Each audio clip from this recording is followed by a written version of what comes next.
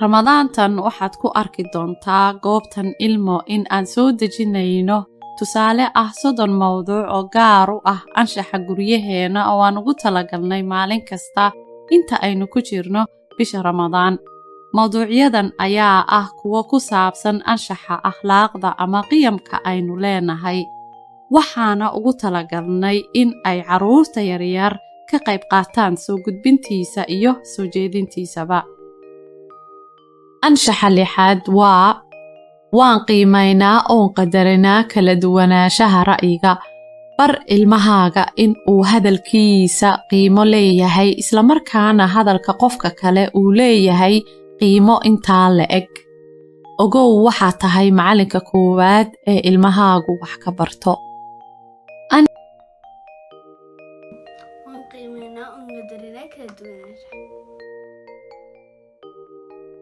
iftiimi mustaqbalka ilmahaaga.